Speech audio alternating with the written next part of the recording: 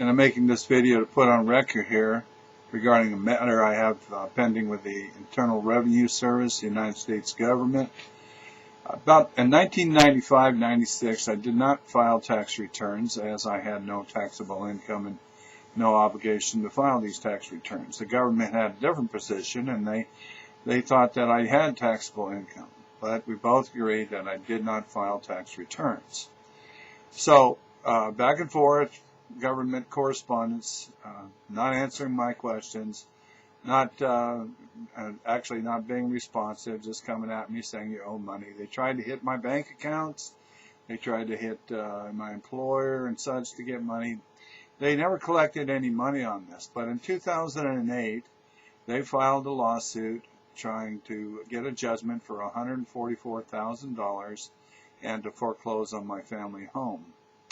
Through the process, there's something called discovery, and part of discovery is seeking answers to interrogatories. So I posed some interrogatories, and among them I asked for copies of assessments, and they were never produced, and of course the government didn't have to produce them. They used some other form to say that, yeah, they were done, but in fact don't actually produce the assessments.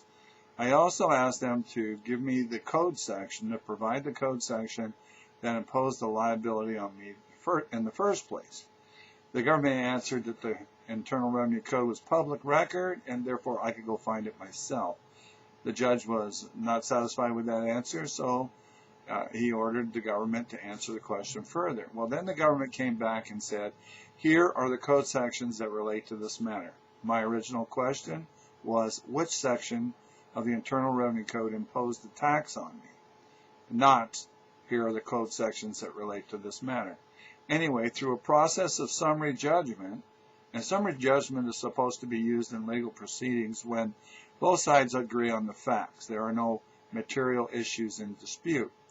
And you know, it's kind of like if you got in a car accident and you said, yeah, I hit the guy from behind, and the other guy says, yeah, he hit me from behind. Those are agreed upon facts, and then the law is applied, and you know, no trial is needed. Well, in my case, I certainly did not agree on the facts. That the judge does is he rules that Benoit only had a technical disagreement on the definitions, but he agrees on the facts. I certainly didn't agree on the facts whatsoever. I didn't agree that I had taxable income, and that's you know, the gist of the matter. Anyway, so without trial, I lose. Summary judgment is awarded on behalf of the government. Well, lots of other things have happened in this process. It would probably take about 4 hours of taping to go through it all.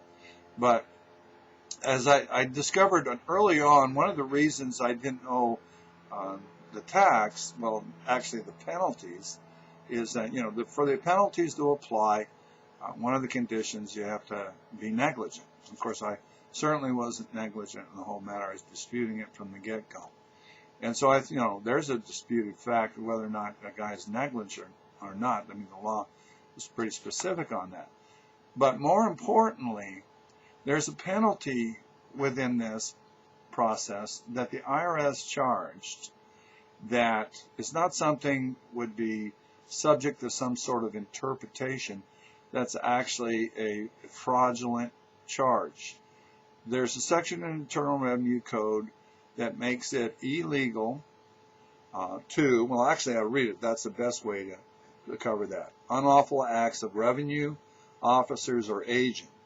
Any officer or employee of the United States acting in connection with any revenue law of the United States who is guilty of any extortion or willful oppression under color of law, or who knowingly demands other or greater sums than are allowed by law, shall be dismissed from office or discharged from employment, and upon conviction thereof shall be fined not more than $10,000 or imprisoned not more than 5 years.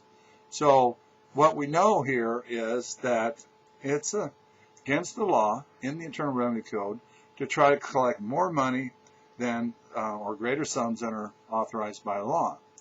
Well, through this process and early on, the forms indicate that the government was charging penalties under accuracy-related penalty section in the Internal Revenue Code 6662, which are imposed for accuracy-related if you were inaccurate. Now, this penalty does not apply to people who did not file a tax return. So it kind of makes sense. If you don't file a tax return, you can't be inaccurate. You didn't file a tax return because you don't think you have a tax liability. There are several places where this is covered in the Internal Revenue Code in the United States, Code of Federal Regulations, Treasury decisions, and the like.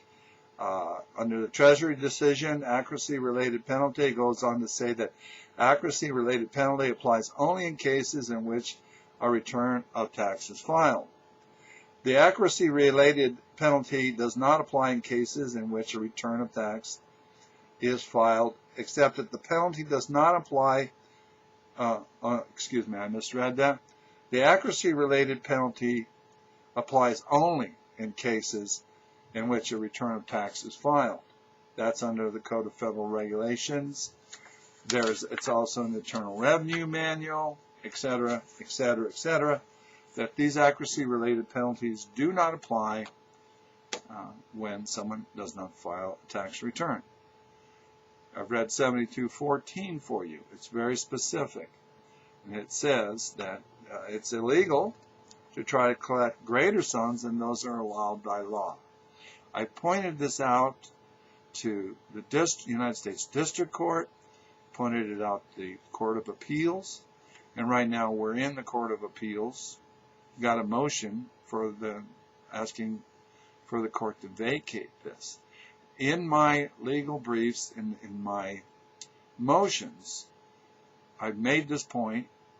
The government has not responded to this point whatsoever.